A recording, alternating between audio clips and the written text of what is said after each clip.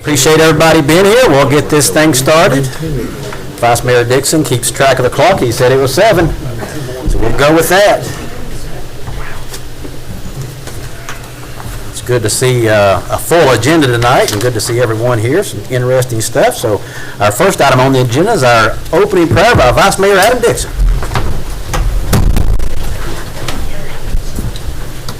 Let's all pray. Dear God, as always, we want to come to you with thanksgiving in our heart because we know that you are omnipotent and we know that you have all power. We know that you are omniscient. We know that you know all things. We know that you are omnipresent, that you're everywhere at the same time. And God, we just believe that living on this earth, there's a lot of trials and tribulations. And God, we come to you with a lot of thanksgiving because we know that you've been so kind and considerate to receive us. But Lord, we also know that there's a lot of pain on today. Folks are mourning the loss of loved ones, and we know that there's a lot of evil in this world. I have to admit, Lord, that I'm grateful that when I'm in my point of meditation, that I'm told that in this world there will be trials and tribulations, but I can still be of good cheer because you have overcome the world. And so, God, I find a lot of hope and a lot of joy in that. And so, God, I pray for greater empathy, God, for those who are mourning. I pray, God, for a greater sense of grace, Lord God, for those, that are struggling. Lord, there are those that are caretakers right now, and they're in a point of just heavy burden. And God, do pray for greater empathy and grace, maybe even a greater sense of compassion, God, for them as they're dealing with their situations. And God, we want to rejoice because, God, one of our own, Lord God, has been through some difficult times and is on the rebound. And we're very grateful for Alderman Countermine and God, just how you are continuing to strengthen and keep him. Grateful for friendship, grateful for fellowship.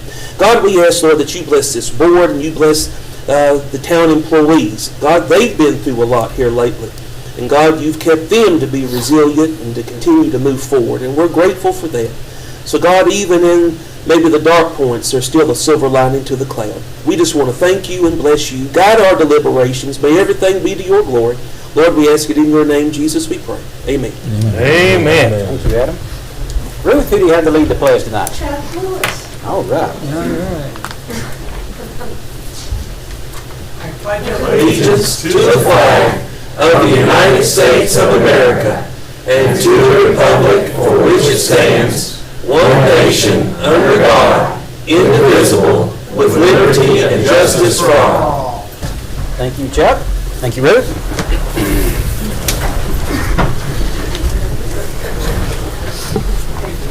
Feels like there's no air in here. All right. Roll call, please. Mayor Best. Here. Alderman Causey. Alderman Countermine. Here. Alderman Dixon. Here. Alderman Wolf. Here. All right. Next item on our agenda is our consent agenda, and this is an opportunity to knock out some boilerplate type stuff, some events and things on there. We're going to do our holiday lighting during our consent agenda and approving that, and several events that we're approving, like Veterans Day celebration, our Christmas events, and one by Jonesborough Locally Grown. Got a little minor concession stand agreement there with Persimmon Ridge Soccer Association, so things like that. Move we approve the consent agenda as presented, Mayor. There's a public hearing. Okay, let's go back to that. We've got a public hearing we need to have first. It's an ordinance adopting the 2018 International Energy Conservation Code. Is anyone here to speak to that? Okay, very good.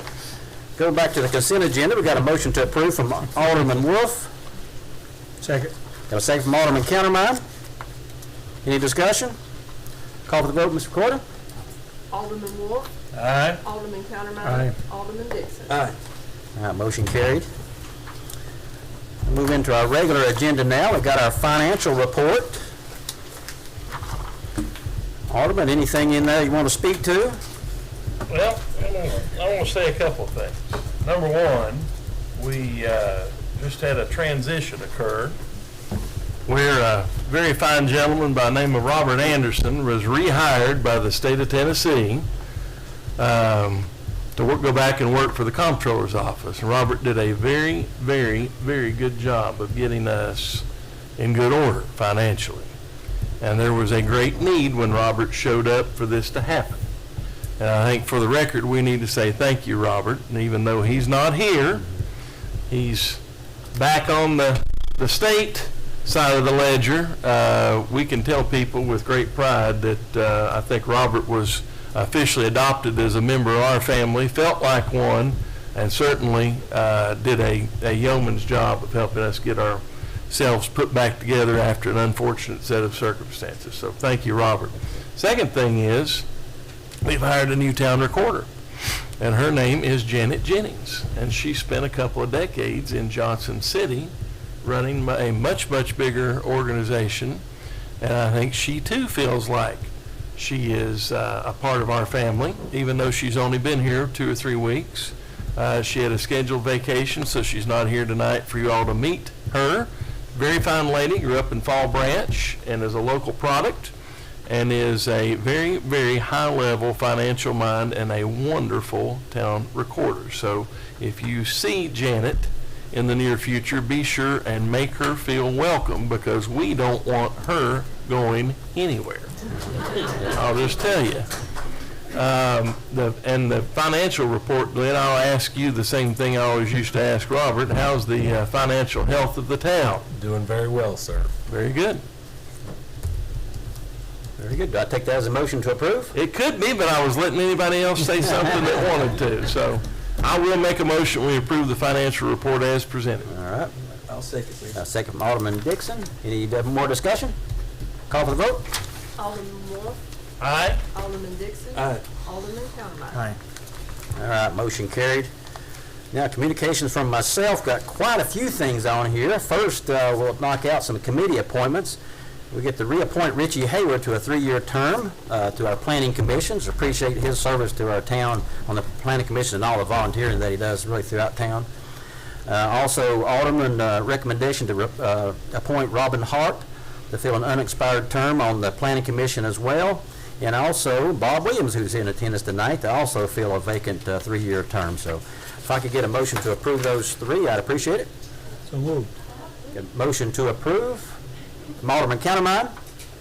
I'll second it. Got a second from Alderman Dixon. Any discussion? Call for the vote, please. Alderman Countermeyer. Aye. Alderman Dixon. Aye. Alderman Wolf. Aye. That motion carried. Bob, appreciate you serving.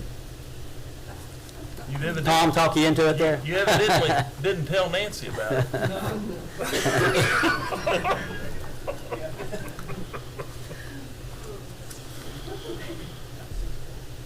All right, just another little thing. We need approval, Alderman, to change the date of our October meeting. Alderman Countermine, I think, is going to be out of town that week. So moved.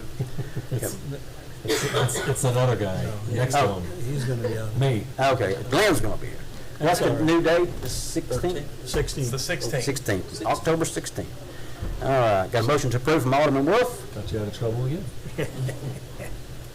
I'll second. second from Alderman Dixon. Any discussion? Call for the vote. Alderman Wolf. Aye. Alderman Countermeyer. Aye. Alderman Dixon. Aye. All right, motion carried. And I want to talk about our Heritage Alliance and this Jonesborough specialty plate that they're putting together there. We've got Frank and Ann here. Would y'all like to get up and tell us about it, Ann? All right, well, thank you all for having us this evening. So we came to you back in February, I think, with this idea of creating a specialty license plate for historic Jonesborough, oldest town, Tennessee, which proceeds would benefit the Heritage Alliance and the Jonesborough Genealogical Society. We got permission from the state of Tennessee, thanks to Rebecca Alexander, to create this plate. And we wanted the public, of course the community, to have some input, to feel like, they had ownership in this plate as well. So we had 3 designs: the Chester Inn, the courthouse, and the cupola. And based on feedback, likes, shares, it narrowed down to the Chester Inn, and we took people's feedback from there about the different kinds of backgrounds, and it became clear that the preference was the Chester Inn with the really nice, pretty blue background of the mountains. And some of the comments we got is that, the Chester Inn is the oldest commercial structure in the oldest town. It's, original to the time, around the time that the town was founded. Yes, the courthouse and its cupola are very, historic and, iconic symbols of Jonesborough as well, but there's only one Chester Inn, and we've got it. And it's been a part of Main Street since 1797. And of course, we want to make sure you all are good with this design because it does have the town's, info here on it. We did, a little bit of a soft launch of the design at the Heritage Fair, got some initial sales, but we wanted to come to you all and then do the big push. We have everything set up on our website where people can order through our website or send us a check or cash. And of course, all that will go into a reserved fund until we get 1,000 pre-orders. And once we have that, we then send that money to the state of Tennessee, and they make it happen and take care of the rest. And fortunately, with with the support from these sales, it'll help the Heritage Alliance and the Jonesborough Genealogical Society a lot when it comes to our missions of education and preservation. So, Well, first, I just want to say, it looks awesome. It It's does. fantastic. Yeah. Did you design it? My nephew. Your nephew did a very, Yeah. very good job. So if we get 1,000 signatories, do they have to identify what car they want it on already? yes. So Okay. on our website, there's a fact sheet, and if anybody wants one, Frank has plenty of copies tonight. It's most frequently asked questions about this process. Okay. But yes, you do have to, you can get multiple plates, but you have to make sure that it's under who the car is registered to. Got it. So if all your cars are registered to one person, great, order 3, but if it's multiple names, then we do have to have those individual Okay. names. Great. Can you pick So- a number? Huh? Can I have 4 zeros? Yeah, do it. That is not an eligible number, sorry, it starts with 0001. So You're no a letters, basketball just player. numbers, is that right? Initially, it will just come with the numbers. If you want to have the specialized letters, you have to do that once they've been printed. You go back to the state and say, hey, I want these letters. Got it. Yeah, we can't decide that, but once you get the original plate, if you go back to the state and say, no, I want it to say this instead, they take care of that change. And your website is heritageall.org, is that where they would go to? heritageall.org. There's a thing right at the top of our website that says Historic Jonesborough Specially Licensed Plate. It has a link to the fax, it has the payment, through PayPal right there. We have these little posters too that Frank has that has, you just scan this QR code and it takes us straight to the website. We worked up some great rewards that we're going to put together to send to everybody who pre-orders, some free tickets to events in town, discounts.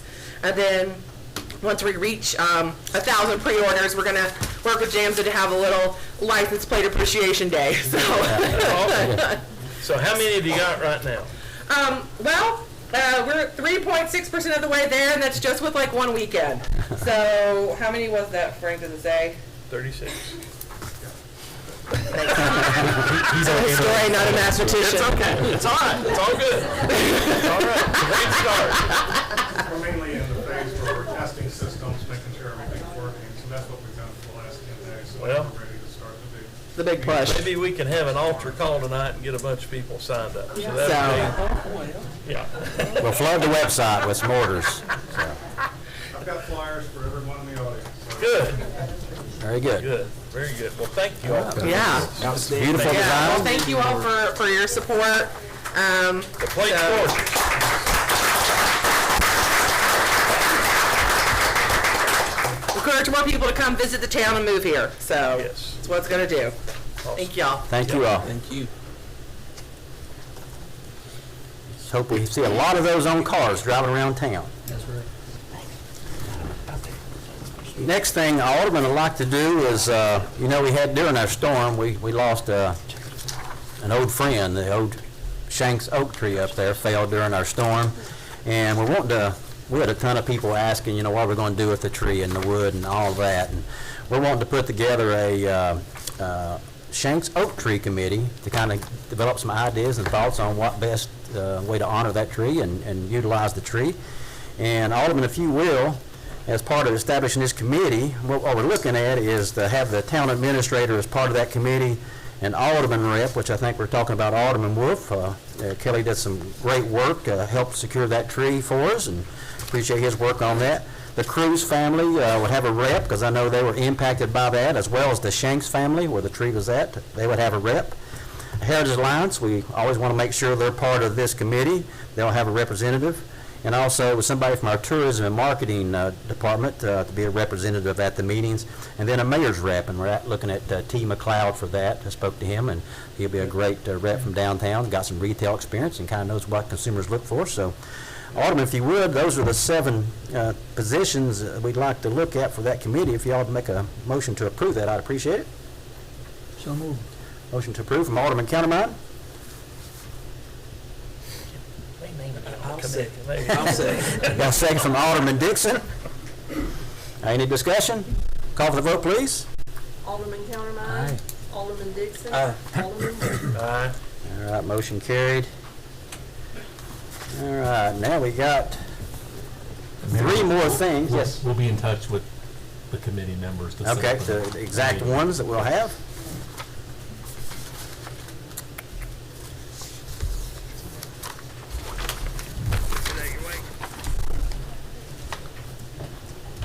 I'd like to have the representatives of the Schubert Club come forward, if you would. I've got a proclamation to read. Oh, some of you, whoever'd like to come up here.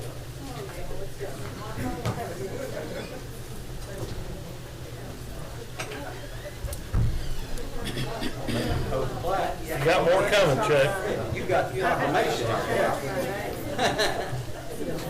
I'll read it.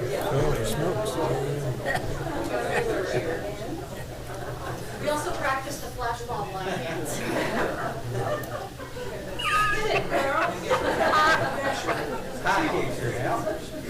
All right. This is the Schubert Club, the 125th anniversary. Whereas the Schubert Club was organized by a group of like-minded women, most of them members of the Jonesborough Social Club, on October 4th, 1898. The club was named after composer Franz Schubert, with the members devoting themselves to support the arts, especially music and literature. The Schubert Club met twice a month until 1962, then changed to a monthly meeting, and now meets 9 times a year. And whereas the club has never consisted of more than 35 members and have had many successful achievements in their 125 years of existence. And whereas the Schubert Club is one of the oldest serving women's clubs in the state of Tennessee, with one of their first actions being to join the Women's Christian Temperance Union and support the town of Jonesborough's library. For many years, the town librarian was a member and officer of the club, and the members collected books, raised money, and helped to move the library on more than one occasion. And whereas the Schubert Club has supported many causes, including the 1909 passage of education law, the 1913 petition regarding unjust laws about women, 1915 support of accurate weight and measurements, 1925 the National Child Labor Law, 1927 renewed appropriation for maternal and infant care, the 1930 reduction of the tariff on rayon and urged support of the World Court. In 1931, women wearing cotton to improve the economy of the South. Busy. 1942, condemnation of the banning of recorded music. And 1956, repeal of the cabaret tax on artists. And whereas the Schubert Club partners with the Tuesday Garden Club to host an annual garden gala, which is now a fundraiser supporting the following organizations within the town of Jonesborough, such as the library, Jamma Food Pantry, the Heritage Alliance, the Storytelling Resource Plan, and the Jonesborough Repertory Theater. Therefore, I, Chuck Best, Mayor of the town of Jonesborough, on behalf of the Board of Mayor and Aldermen and the citizens of the town, do hereby proclaim Wednesday, October 4th, 2023, as the Schubert Club Day in honor of the 125th anniversary.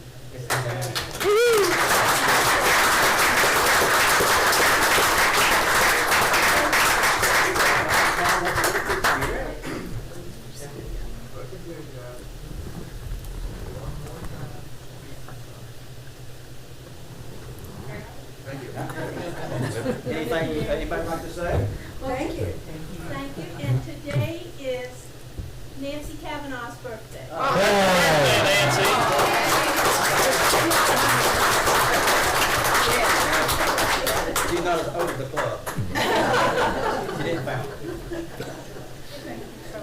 you all for all you do. She's not a founder, but she's there. We've got two ladies.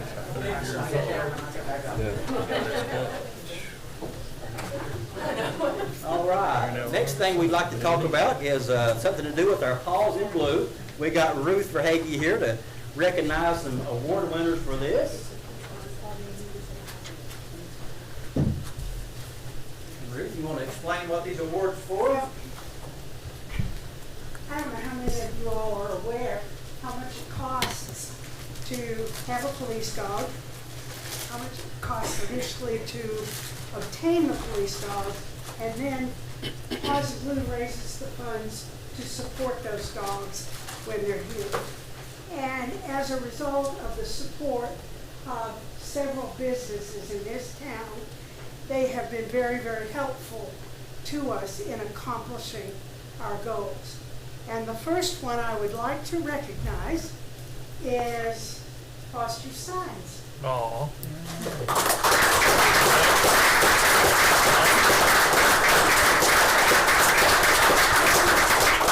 Given to Foster Signs in appreciation for their continued support since we started the organization. And we thank you very much.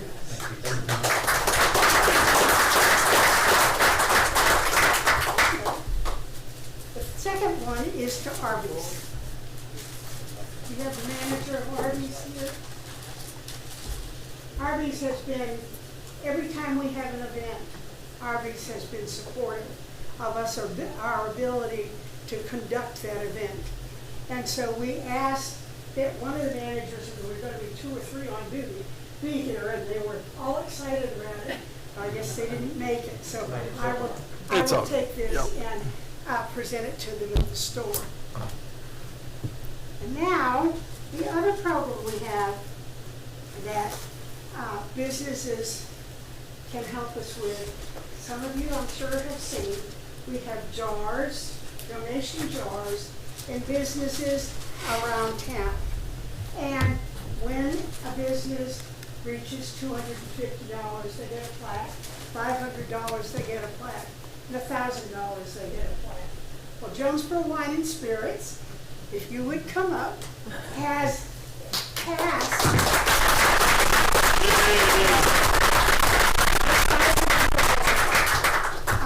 accumulation of funds, and we just keep track of it. Every time I'm contacted to come and empty their jar, I gladly go and bring it, and then we keep track of it. It's their favorite thing to donate to. Our customers love to donate to this fund. They're very welcome to. Thank you. Thank you.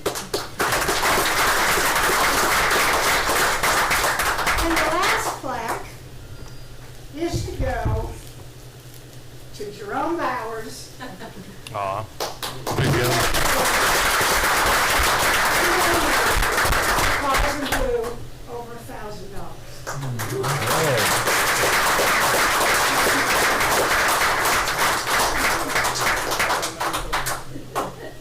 Just keep it up.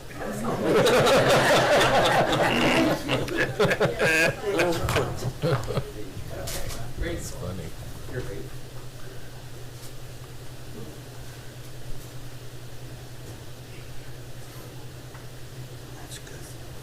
Now we got Employee of the Month. We have Michael Kinchlow here.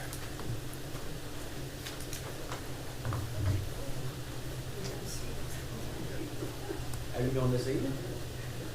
After reading this, certainly appreciate the work you do for us. I'll let you hold that right here. Luke Cole, Director of the Water Treatment Plant, would like to nominate Michael Kinchlow for Employee of the Month. I believe that Mr. Kinchlow should be considered for several different reasons. Michael is a plant operator at the water treatment facility. He has stepped up to several challenges at the plant. We know we've had them down there over the last few months. He has come in to work several times on his days off and even canceled scheduled vacation time off to help the plant staff handle emergency situations. He will consistently stay late or come in early to complete sampling events that are mandated by TDAC. When a co-worker was out for medical leave, he stepped up to help with those job duties as well. Michael has also taken the lead in training new operators. He leads by example and can be counted upon to go above and beyond his job duties. He is always helpful and dropped whatever he was doing to answer the phone whenever another employee calls him for help, even on his days off work. Working with Mike over the years has been a pleasure. He helps inspire the people around him to be their best. Michael is an asset to the water treatment facility and for the town of Jonesborough. Thank you, Michael.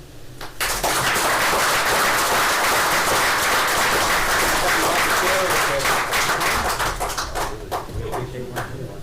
Let Tom do his thing.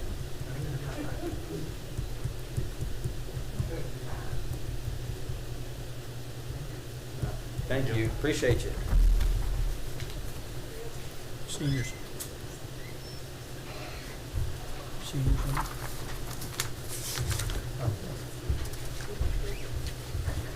I'm sorry. All right, we got one more. We've got Mary here, I think, to talk about the Senior Center Cafe Connections program. Look forward to hearing this. Always great. May I bring this? Yes.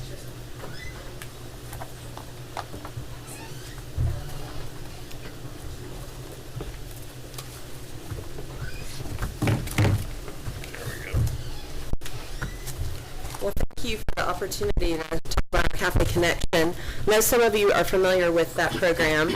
We serve lunch daily at the Senior Center, and that food is provided by the Human Resource Agency. It's brought into our Senior Center. That's also the food that we serve on our Meals on Wheels route. And really, especially after the pandemic in the last few years, we've just noticed kind of their change in presentation. They were sending those meals in more of a kind of TV tray style presentation with plastic wrap on top, and just really, at the time, it was what it had to be. But just in response to that, we really felt like there was a lot lacking. And so we, as a team, with our advisory board, discussed how could we change those meals. And so the first kind of thought was to change the name, because congregate is not very appealing. Congregate sounds like an institutionalized meal, which is what it is. So we came up with Cafe Connection, and so really the emphasis of not just only how the meal looked, but the socialization of the meal, that being so very important to all of us, and especially our seniors. And a lot of our members suffered, of course, from being isolated. And so really putting that attention back onto that. And so last fall, we were awarded a grant from the Tennessee Commission on Aging and Disability. And with that money, we were able to start Cafe Connection. We used half of that grant to begin that program, and the other half of the grant to support the gardening efforts in the park. And so that, of course, is now what is providing fresh fruits and vegetables for the program is from Lincoln Park, which has been a really neat kind of farm-to-table experience. So the pictures that I've included here are some of our participants, some of the meals that we've provided, and then the back is the park. So pictures from gardening at the park and what those gardens look like. And if you've not had a chance to see those gardens, I would encourage you to take a walk through the park. It's a beautiful spot. It's been a great addition to the programming that we're doing.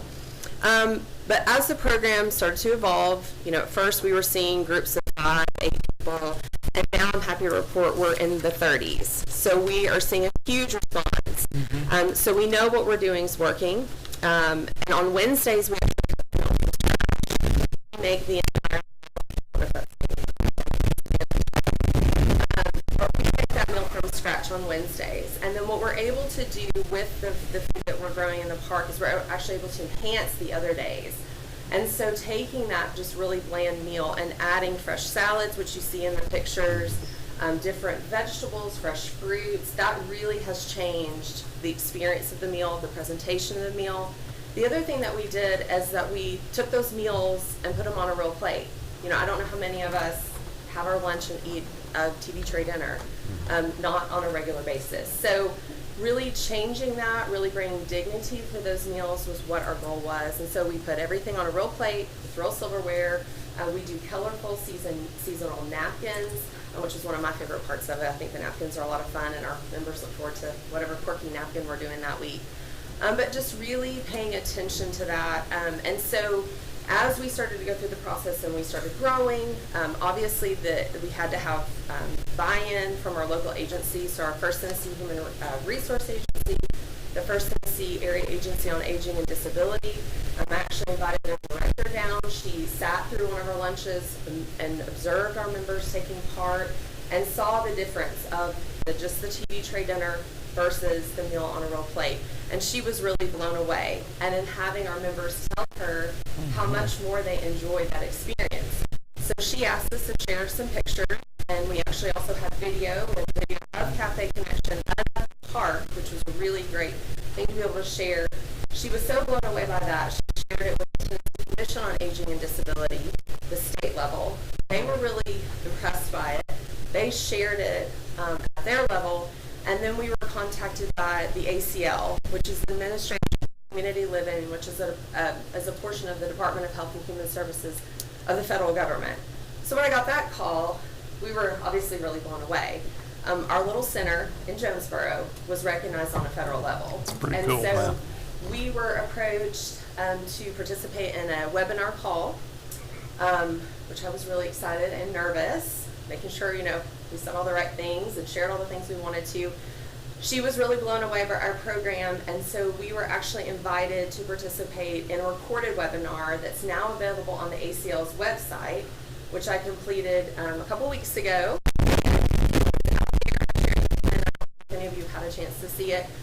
My parents said it looked really good, but I think they're biased. Maybe. I can hear my own self-talk, so Maybe. I watch it, and I don't like the sound of my own voice, but my mom said I did a really good job, so it must be true.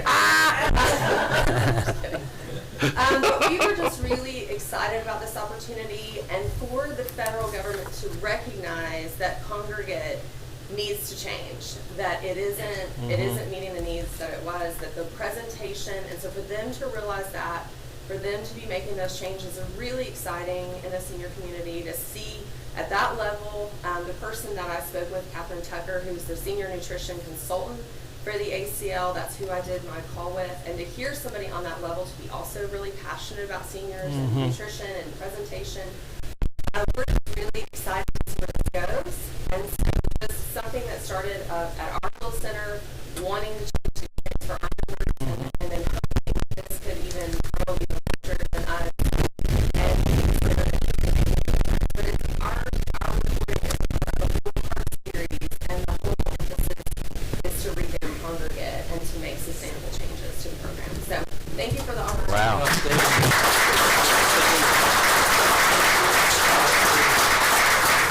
Thank you for all you do up there. I know our senior center is second to none, and it's all the work that you and others put in up there, and really the community as well, utilizing the Lincoln Park as it should. It's great. Thank you. Thank you so much. If I could say, Mary, I just also want to express congratulations. There's, I guess, two parts to our operation. We know that there's essential services. Everybody wants good water. They want their trash picked up. They want police and fire protection, and it's very, very real. But Jonesborough is so unique in that we do have a community building aspect to what we do. And it can become kind of cliche at times. It can become a little trite at times. But you bring it to life, and you've just manifested through your presentation tonight. The community building is so important to who we are and our identity. So thank you for just presenting that to us. Thank you. Thank you so much. Mayor, can I say a couple of things? Sure. I had like 10 questions for you, because you scared me out there earlier.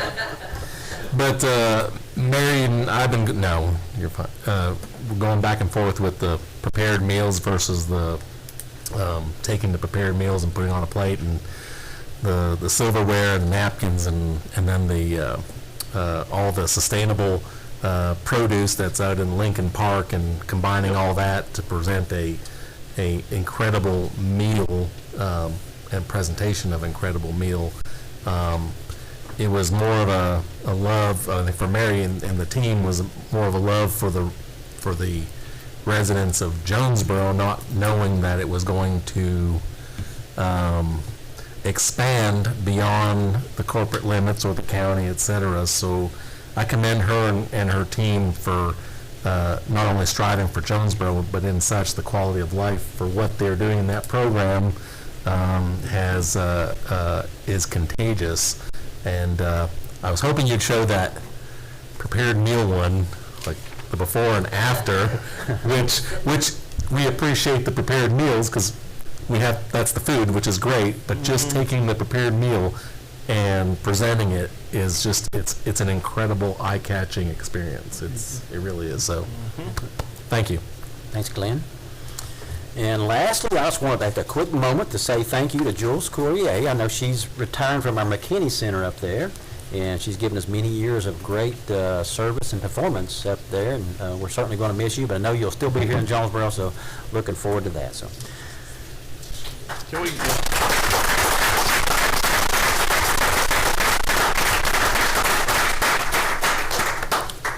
all right, next item on the agenda is our citizens' comments. We had a couple of people sign in to talk.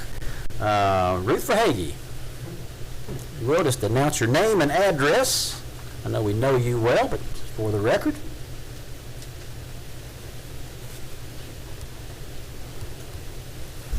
Well, I'm Ruth Verhage, and I own property at 601 West Main Street here in Jonesborough. And I have just learned of the new project at the senior center, and I want to commend you as a retired dietitian. I want to commend you for trying to look out for the nutritional needs of our senior population. But the main reason why I wanted to say a few words tonight is to commend this board of mayor and aldermen. I have recently, on more than one occasion, heard criticisms of some of the members of the board that I think are very inappropriate and basically cruel to those members, because it's obvious who they're talking about. I have heard them say we need to have term limits. Well, we have term limits every 2 years, because every 2 years aldermen are elected, and our mayor is elected every 2 years. As most of you know, I've been coming to board meetings on a very regular basis for a very long time. And this board appears to work together to accomplish what the citizens of Jonesborough would like to see accomplished better than any I've seen in the past. And I just want to say thank you to every one of you, and I think you're worth every penny we pay you.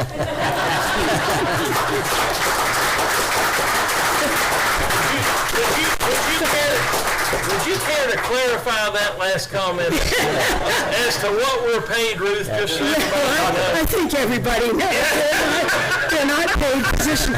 But I'm a little bit disillusioned because of your change of date for the BMA meeting in October, because on October 16th at 6 p.m., we will be having a welcoming for our new canine.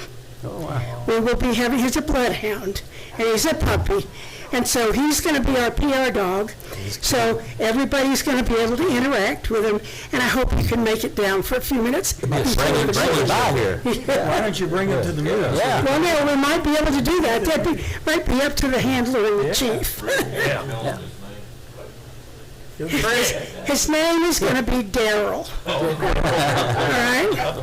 The reason for that name is the person who donated the money to purchase this dog wants to honor her father, and his name is Daryl.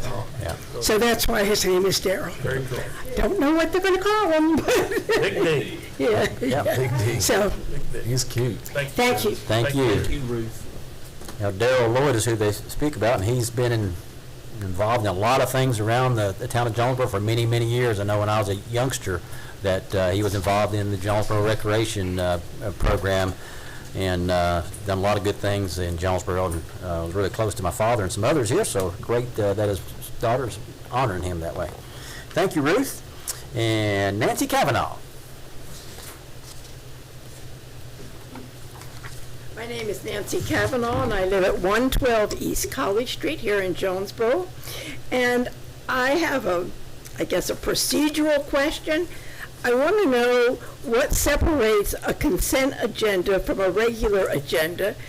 Sometimes there are items that are on the consent agenda and we zip right past it, or it just is, sounds like it's something, pretty arcane, and all of you up there know what it is, and everybody I sit out here and wonder what those items are, what we're approving, or are there any questions about those things. So it's simply a matter of learning, for me, learning more about my government and what items make it to a consent agenda and what are on a public agenda. So I appreciate that question. And normally what those are things that town administrator, myself, and others, we don't foresee any disagreement between the board.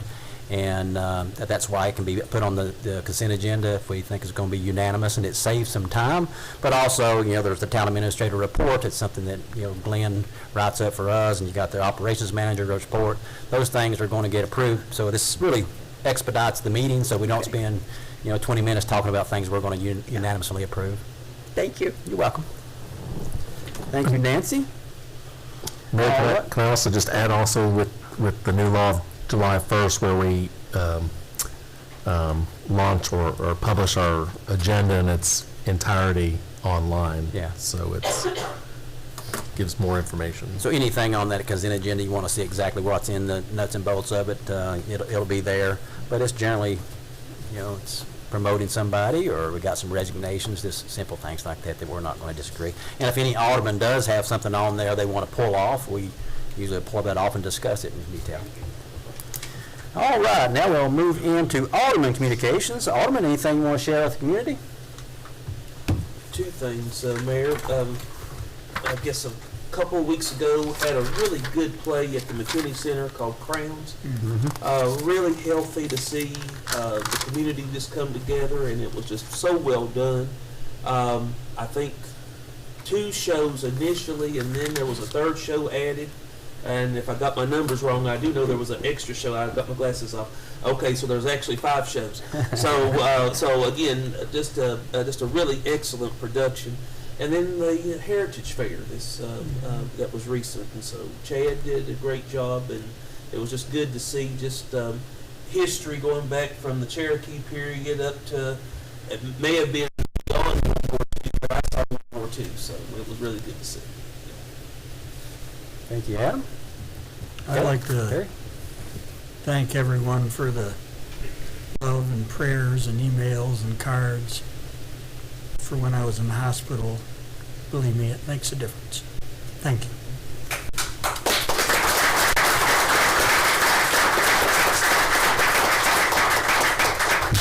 I want to reflect just a minute here on a series of events that happened when we had our series of tornadoes touch down in town just recently, back in August. We had our Shanks Oak go down, as well as many other trees in town. Our street department, park and rec crews, fire, police, you name it. If we had it, they were out cleaning stuff up, and it was an incredible amount of stuff to clean up. So our town staff did a phenomenal job, and it was a literal hands-on, all hands-on-deck thing for about 3 or 4 days. So thank you to the town crews. That includes water sewer. I see Kevin sitting back there too. They were involved in it too. And I just want to observe something.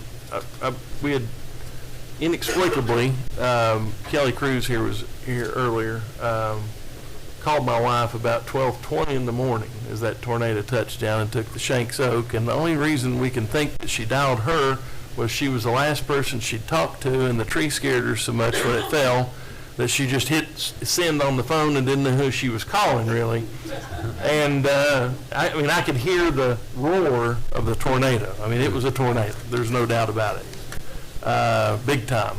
But I went over there 8:30 the next morning, and you literally could not see their yard for the tree laying down. The tree was 112 feet tall, 122 feet wide, and I'm telling you that God placed his hand on that tree and put it in the only place that wouldn't have killed somebody, and that was between the Shanks and the Cruz's home.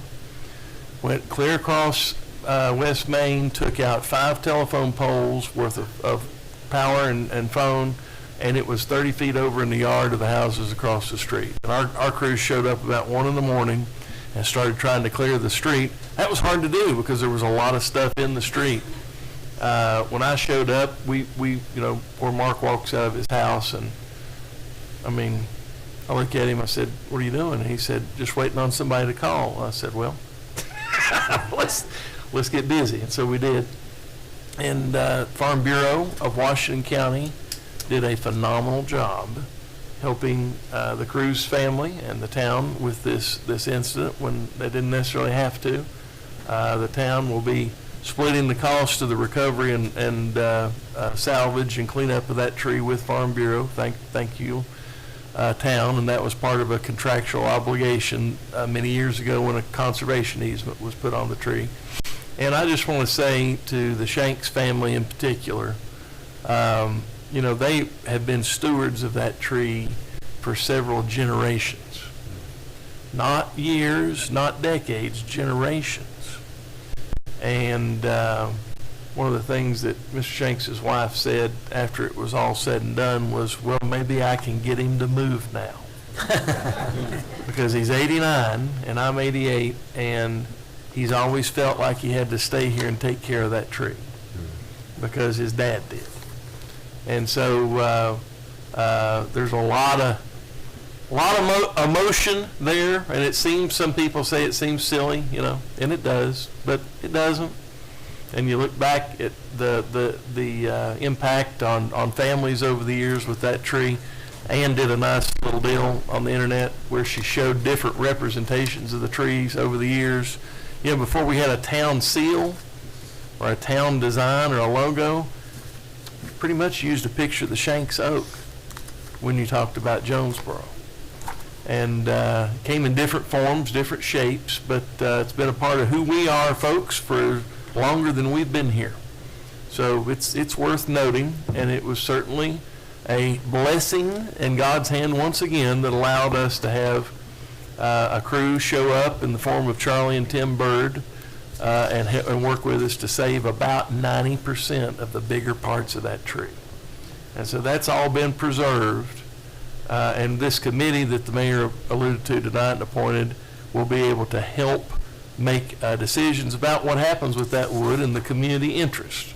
And so, we've got a new school to think about. We've got a town hall. We've got a museum to think about. There's all kinds of things that we can do with this 500-plus-year-old tree that will help preserve the legacy and just what it meant for our town, for future generations to at least have an inkling about when it comes time to learn about such things. So thankful, very, very, very thankful that no one was killed, because it could have been catastrophic. I mean, just unbelievable to think about. And if you saw it that morning, it gave me goosebumps just to look at and to think about what we avoided and how fortunate we were. So thank you again for our town crews. Thank you for everybody involved in it, and for the Cruz and Shanks families especially. Thank you, Kelly. All right, Alderman, appreciate all those comments. Now we're going to move right into our old business, and that'll be the discussion and possible action concerning second and final reading of the ordinance adopting the 2018 Town attorney. Oh, town attorney. I was hoping we'd get by without having to pay him tonight. Yep. Mayor, there's one thing we need to talk about this evening. One of the things that you all have been working on for quite a long time, several years, began to take fruition this week as we sent out 140 easement documents for the transmission line coming from what will be the new water treatment plant into the tank at Persimmon Ridge. Those went out by certified mail at the end of last week. They began arriving. You'll need to pray for Donna and Sarah as they take phone calls, answering questions on that. They're going to get inundated. We already had calls today that Kevin and myself and Glenn all took, and we'll continue to do that. But I don't know that there's anybody here tonight. There was some indication there might be some people here, and Glenn and Kevin are in a much better position to talk about what the line means, if you want them to cover that. Okay, I think we're good. Anything else? I do need to take you all into executive session before item, I believe it's in M, before item M on your agenda, to discuss that. And then, I guess since it worked for Mary, I'll say that my mom said I did a good job last month, so. All right, very good, Jim. So we'll go into executive session after that last item there. Okay, anything else, Jim? That's it. All right, now we'll get into the old business. Discussion and possible action concerning the second and final reading of an ordinance adopting the 2018 International Energy Conservation Code. Alderman, anything there you need to speak to? If not, I'll take a motion. Move to approve. Motion to approve from Alderman Countermine. I'll second, Mayor. Second from Alderman Dixon. Any other discussion? Call for the vote, please. Alderman Countermine. Aye. Alderman Dixon. Aye. Alderman Gay. All right. All right, motion carried. Next item, discussion and possible action concerning approval of a revised resolution authorizing the issuance, sale, and payment of various capital projects and departmental vehicles capital outlay note 2023, and I think that's basically just changing the 10 years to 12 years. Alderman, any comments or questions about that? If not, I'm going to take a motion. Move to approve, Mayor. Motion to approve from Alderman Dixon. I'll second.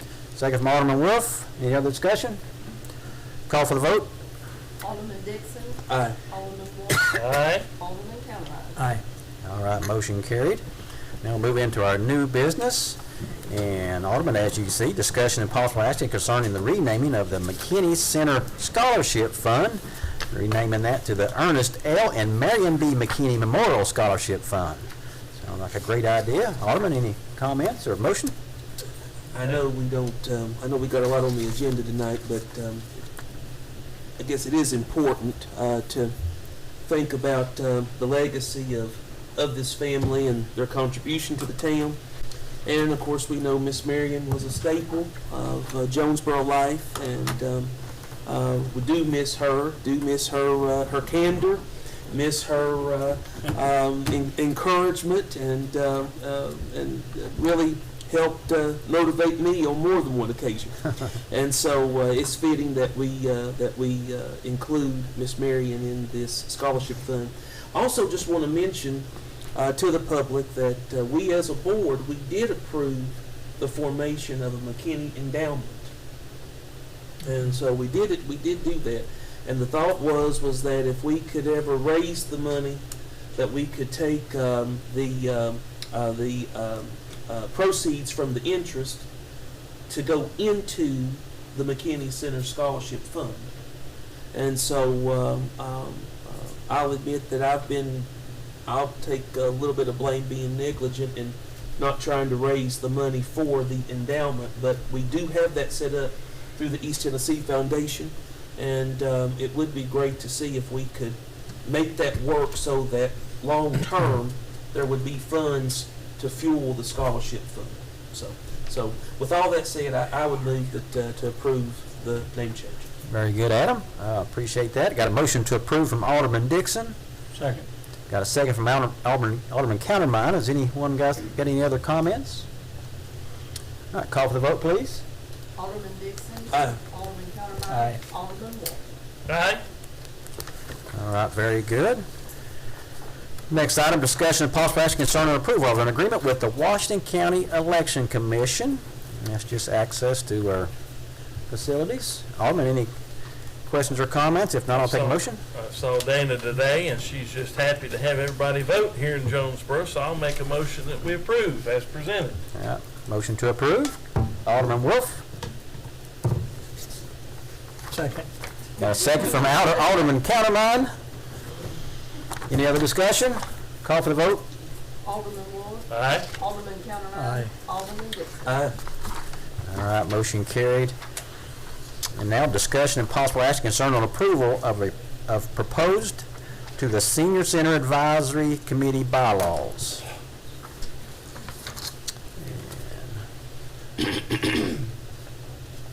Alderman, if you got any questions or comments about that, if not, it seems like all of those are in order from what I read. I'll take a motion. So moved.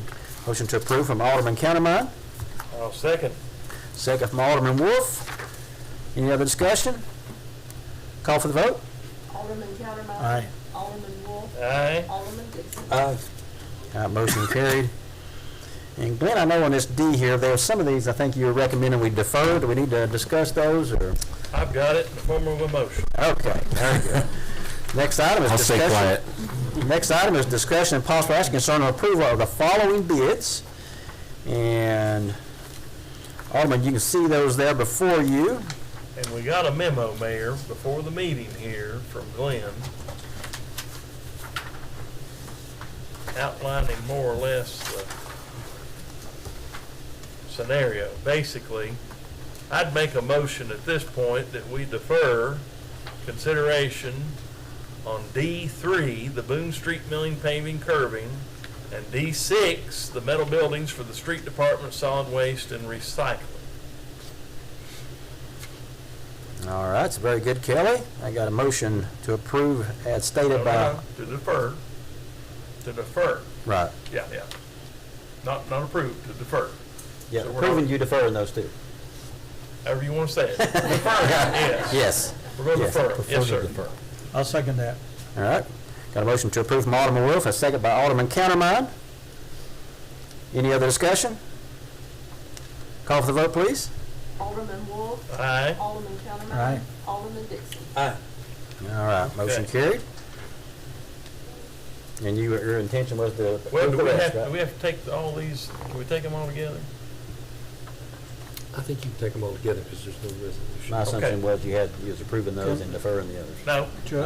no, we Can we just, approve the list on the memo? well, we just deferred 3 and 6. Yeah, I So know let's, that, But let they're me, not on here anyway.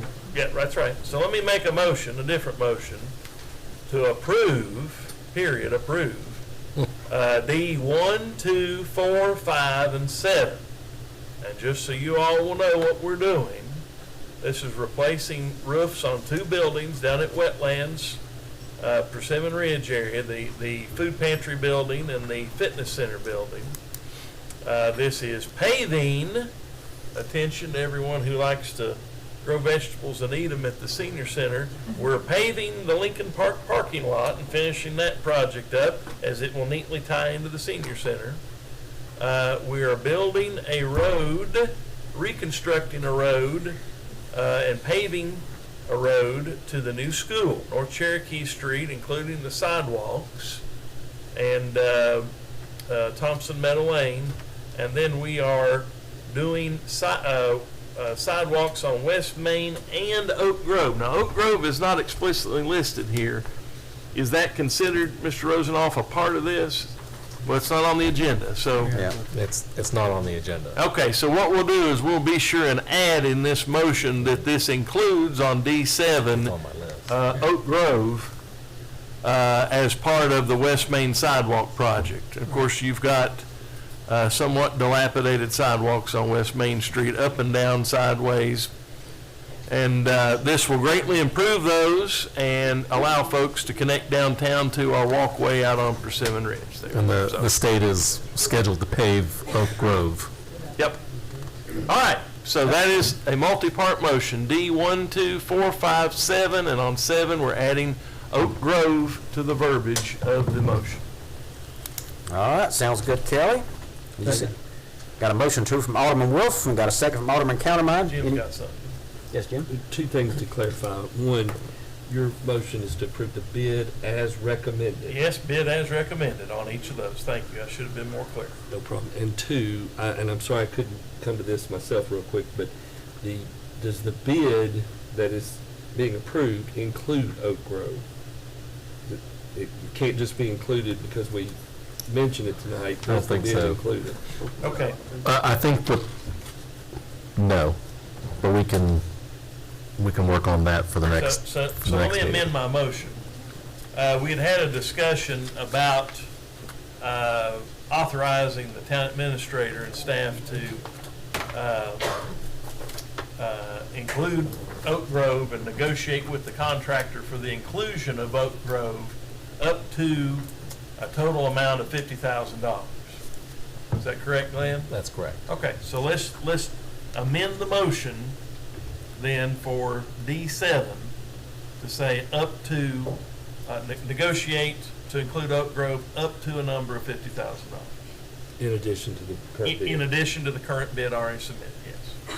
Yeah, I think the recommendation had in there about Oak Grove in that West Main Street sidewalks. Well, we didn't actually get a bid on it. Okay, all right. Yep.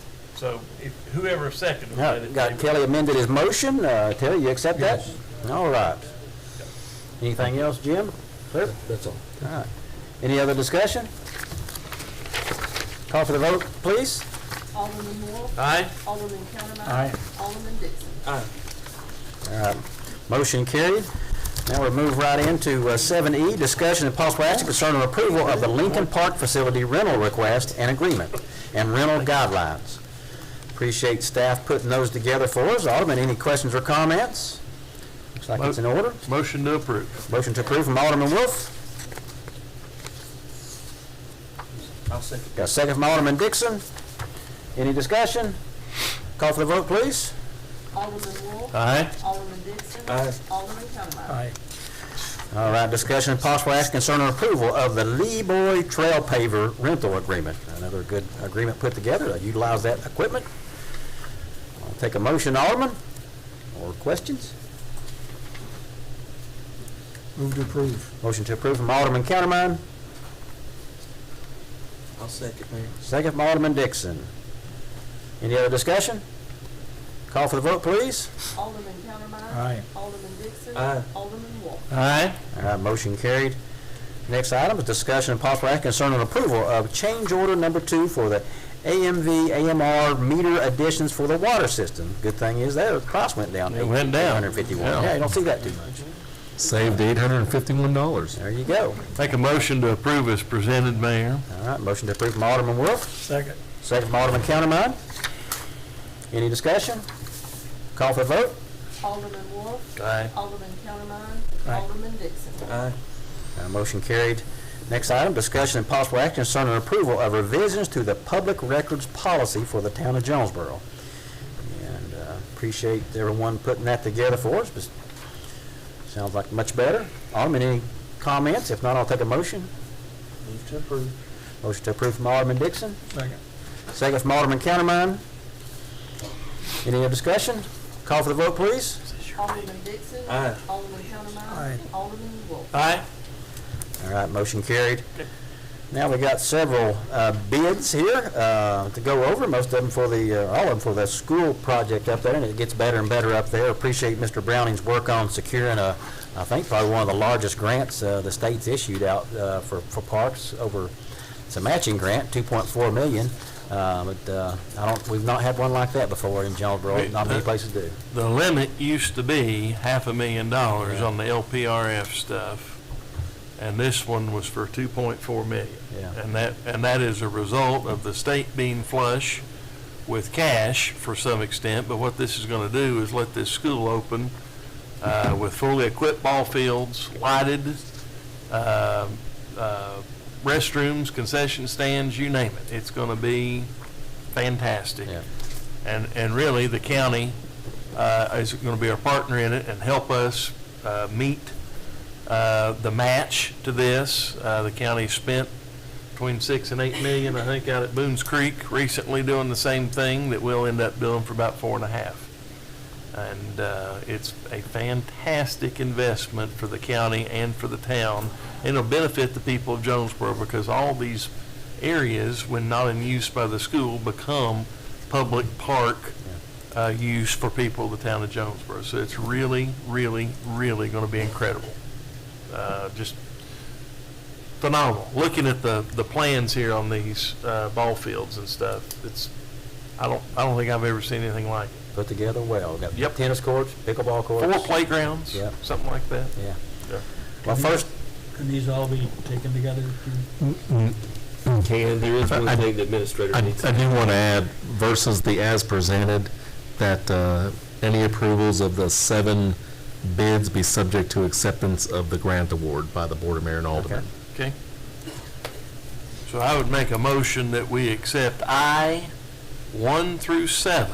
And this is for athletic fencing, athletic area fencing, playground equipment, bleachers, restroom concession buildings, tennis court construction and asphalting, track and tennis court surfacing, and field and court lighting.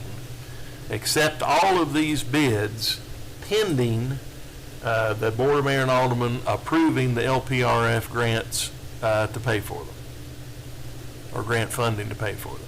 Very good, Kelly. You can see we got a motion to approve as spoken. Second. Got a second from Alderman Countermine. Any other discussion? Call for the vote, please. Alderman Wolf. Aye. Alderman Countermine. Aye. Alderman Dixon. Aye. All right, motion carried, and as Kelly said that, once this park is done, there's not gonna be many, or if any, around in this area as nice as this one. The track and the tennis courts will have a cushioned surface, which you don't see very often, so I appreciate everybody's work in getting this done. And as Kelly said, partnering with the county, this is, the great thing is getting awarded a grant for $2.4 million. The tough thing for a small town is when it comes with a match, and it's hard for us to come up with all that money, so the county's certainly doing their part there for the community. All right, now we'll move right into discussion and possible action concerning approval of a change order from GRC Construction for the Jackson Theater project. Alderman, you can see that there, and that project continues to move along, and turn on the inside, it's looking great in there. If anybody got any questions or comments, if not, I'll take a motion. Move to approve. Motion to approve from Alderman Countermine. I'll second. Second from Alderman Dixon. Any discussion? Call for the vote, please. Alderman Countermine. Aye. Alderman Dixon. Aye. Alderman Wolf. Aye. All right, motion carried. Now, discussion and possible action concerning approval of the Finance Director Town Recorder Employment Agreement. And Kelly talked about that earlier today, about how blessed we were to have somebody of the qualifications of Janet Jennings to come in after Robert, and excited about having her and her experience here in Jonesborough. I want to just add that I checked with local accounting and auditing professionals, and it wasn't a question of whether or not we should hire her. It's how quickly can you get her?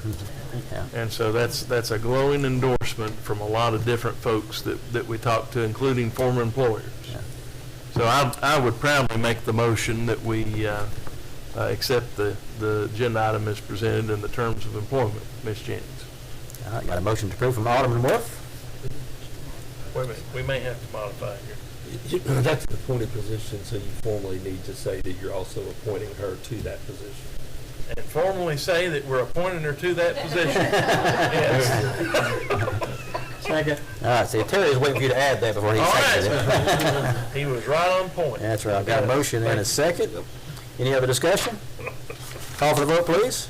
Alderman Wolf. Aye. Alderman Countermine. Aye. Alderman Dixon. Aye. All right, motion carried. She'll be glad to come back to work. And I'll say that, we're a small town, but compared to Johnson City, but I tell you, when you're in there with some interviews, and I was in there with, Glenn on some of these, and with Robert, we do a lot of things here in the town of Jonesborough, which really makes this position really complicated. It's not an easy thing that most small towns, so it takes somebody from some talent to come in and do this. So, as everybody has said, we're blessed to have, somebody like Janet coming after Robert, because Robert did an outstanding job. All right, moving right along. We got discussion and possible action concerning the new K through 8 school bond resolutions. Got bond resolution series 2023 and A, and this is something just in the long run is going to save us some money, I think, getting these bonds done like this. So, Have you reviewed them, Mr. Wheeler? I had. And bond counsel in Nashville. okay. All right, Alderman, as you can see, you got a recommendation. Any questions or comments? Or if not, I'll take a motion. I'll move to approve. All right, got a motion to approve from Alderman Countermine. I'll make a second. Got a second from Alderman Wolf. Any other discussion? All right, call for the vote, please. Alderman Countermine. Aye. Alderman Wolf. Aye. Alderman Dixon. Aye. All right, motion carried. And basically what that school project was, a $42 million project right there, and this first bond was set to where it's going to be $32 million, and then we're going to do a separate one for $10 million, and what that's going to do is save us some money on interest by starting to kind of let these projects proceed that's been done already. Saves us some of that entering financing. So the next one, Alderman, is Bond Resolution Series 2023B. Make a motion we approve as presented. A motion to approve from Alderman Wolf. I'll second. Let that go. I'll second it. A second from Alderman Dixon. Any other discussion? Call for the vote, please. Alderman Wolf. Aye. Alderman Dixon. Aye. Alderman Kelly. Aye. All right, motion carried. I think at this opportunity, we're going to go into executive session. We only got one little item left at the end of this, but we'll go in and meet with our town attorney, come back out here in just a little bit.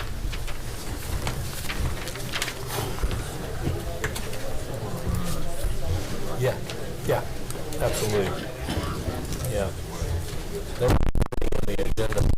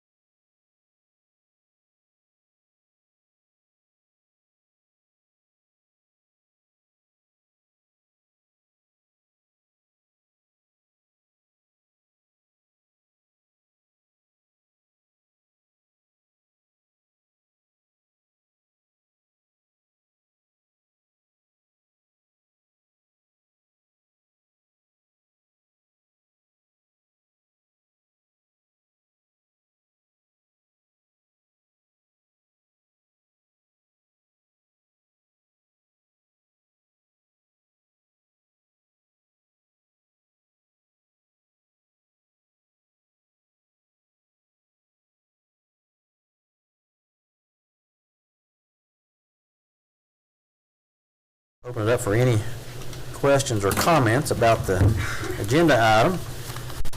Well, I'd just like to ask Mr. Rosenoff, what is the necessity of this discussion as it pertains to the Jackson Theater? Sure. So immediate necessity is the permanent power. I'll refer to it as a switchgear, which is the permanent power to the Jackson Theater. So in the public interest for the public building, we have to have power. And so in discussions with Mr. Shane Adams, who owns the alley, much of the conversations about the electric has been focused on the alley and the location. Both myself and town attorney Jim Wheeler, and others have talked to Mr. Adams for quite some time about different scenarios and different locations of the switchgear, all of which are predominantly for access, repair, and maintenance, or through the alley. The alleyway also has other public infrastructure through it, and so when you add all that up, I just want to kind of brief everybody. I'll try and stay in order of different.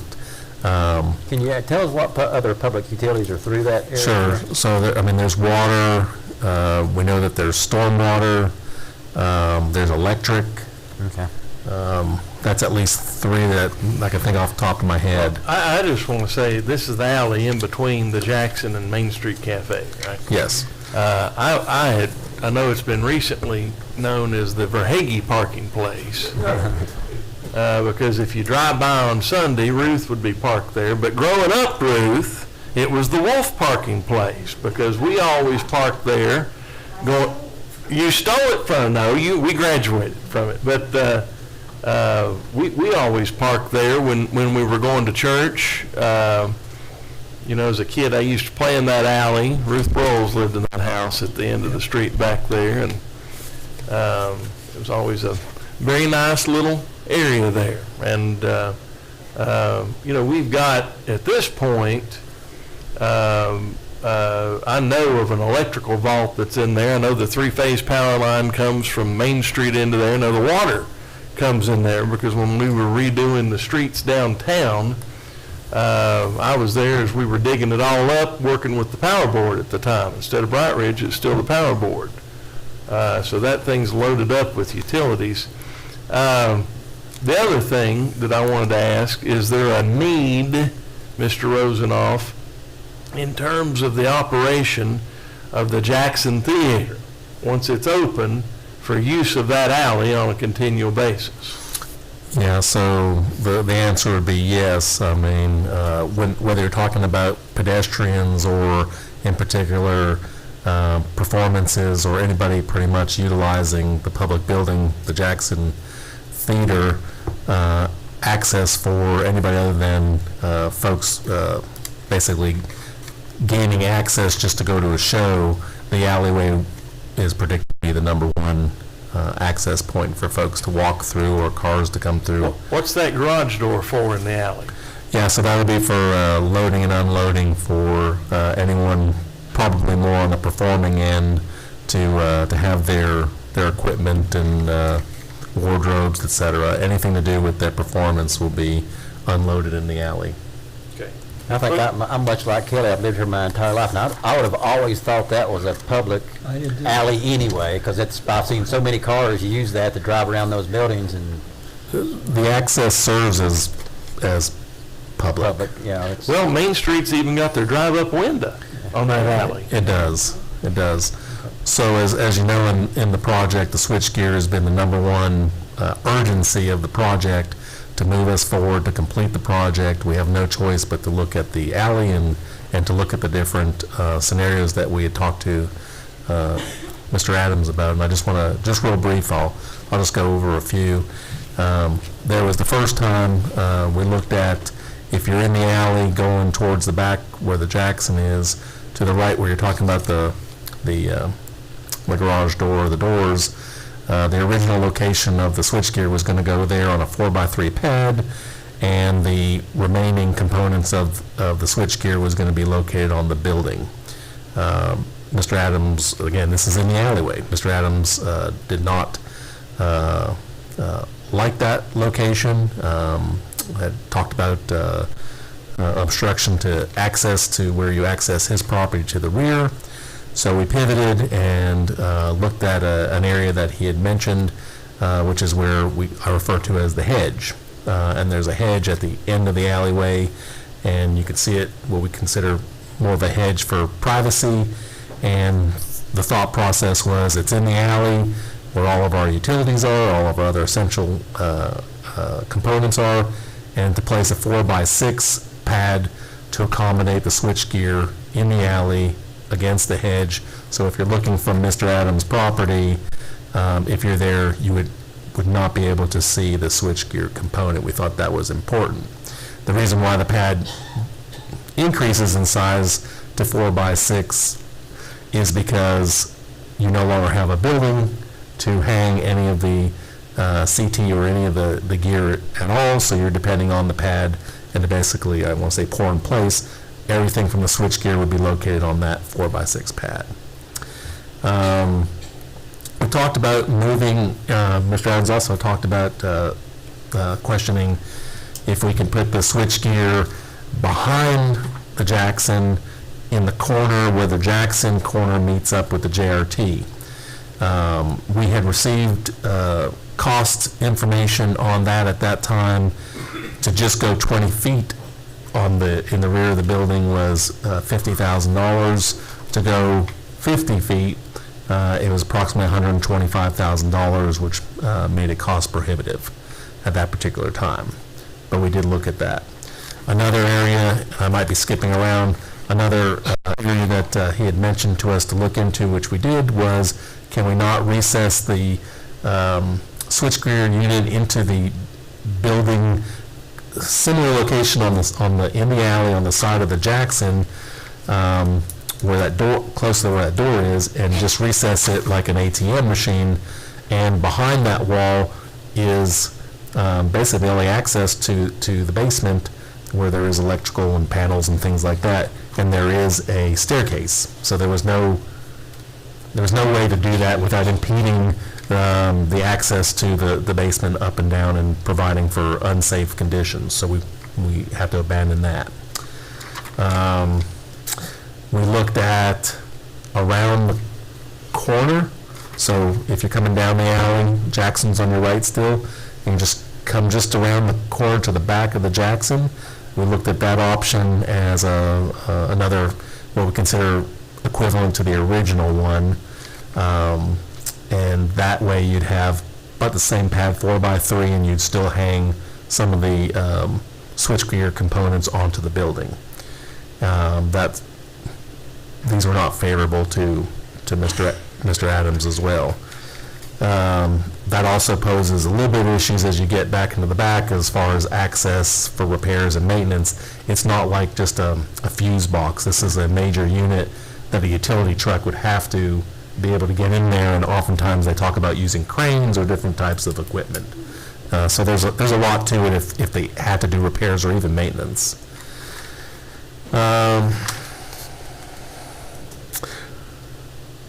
was an option of talking about 4x6 and where the hedge was again, and there's a property, the Herman Jenkins property that is to, if you want to look at the left, and Mr. Adams talked about why not doing the 4x6 and having 3 feet on his side and 3 feet on Mr. Jenkins' side. And one of the issues that we're talking about is the alley is essential to our public interest, whether we're talking about the switchgear or we're talking about our existing utilities and being able to do work within the alleyway. Again, it's also, we're looking at locating it in the alleyway. There's another, why not locate at the Chester Inn across the street, which if you think about switchgear, you're back and forth. The cost was prohibitive on that. We didn't get a cost. We just know that it is much more than the $125,000 that we had got estimates on to go in where that corner is between Jackson and JRT. So that was cost prohibitive, and this one was probably double the price of that.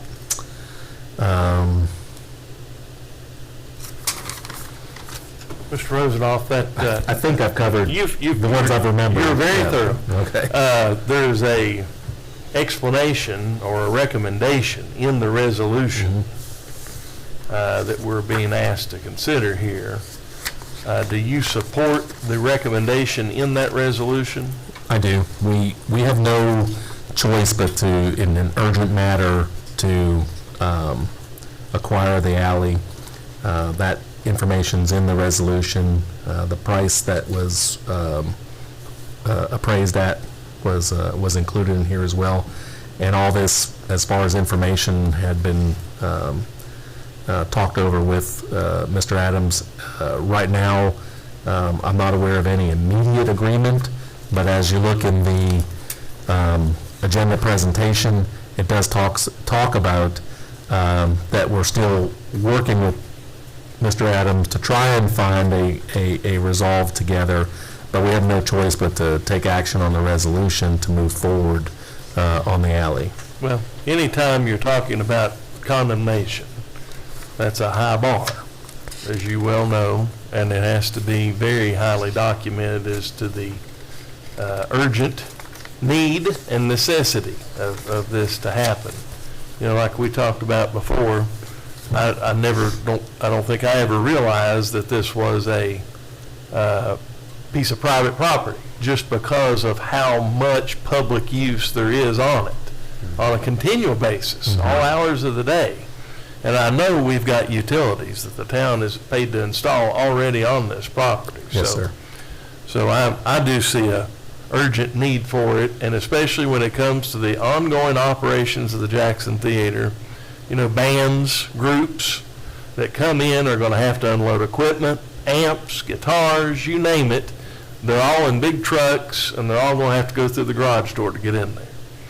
And I want to see that big investment that we've made for the citizens of Jonesborough flourish and be successful.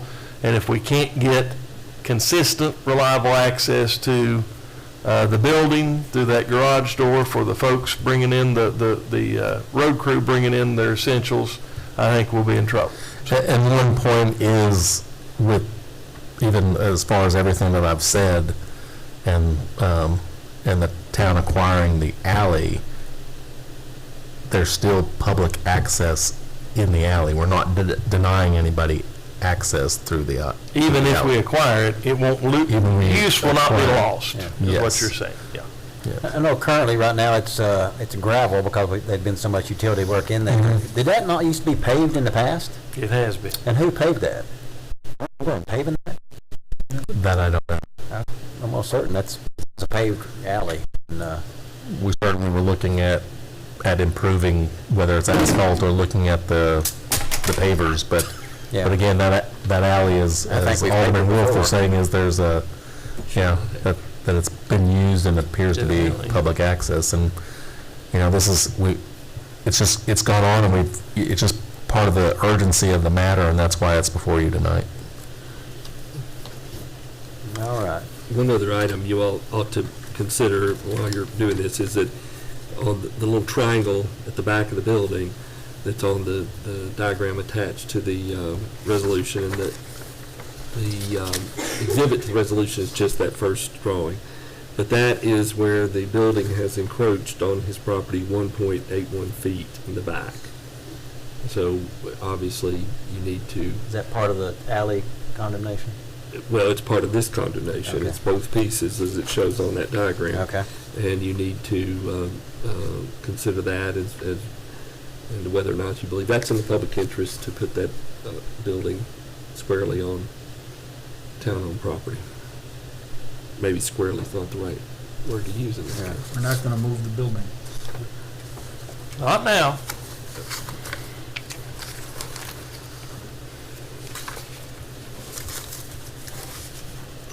So what do we need, Jim?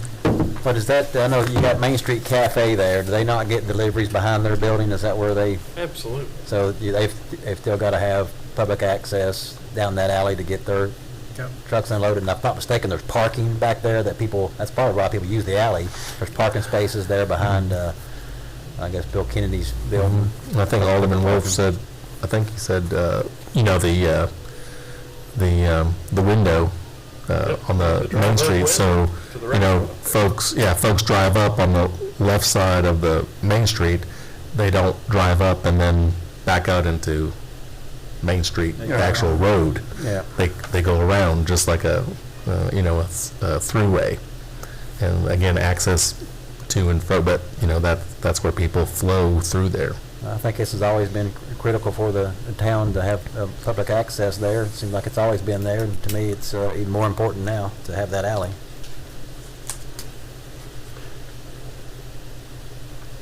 So the question was asked what you needed. You have a recommendation to approve the resolution to condemn as presented to the board, choosing the option of what is it on Exhibit A, which is the diagram with the Includes that corner of the building. It includes the corner of the building and the alley itself. Okay.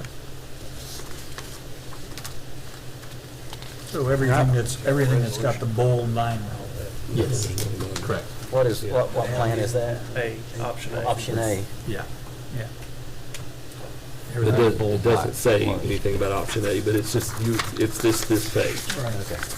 I want to make sure everybody sees the page that Jim was talking about there. I think at the top of mine it says west. I Yeah. don't know if that helps Says designate top of that, mine. but that includes the alley and that small little area there where the corner of the building is. Sounds like it's a critical need. And anything else we need to discuss, Jim? Or one of the aldermen agree? We could take a motion. I'll make the motion that we adopt the resolution as presented based on the critical need of this property for the future function of the Jackson Theater, for the maintenance of our utilities, and in the public interest, and referencing the drawing that has the word west at the top of it, as the mayor pointed out there, as the article to define what property we're talking about. I'll second that. Very good. We've got a motion and a second. Alderman, any other discussion about this?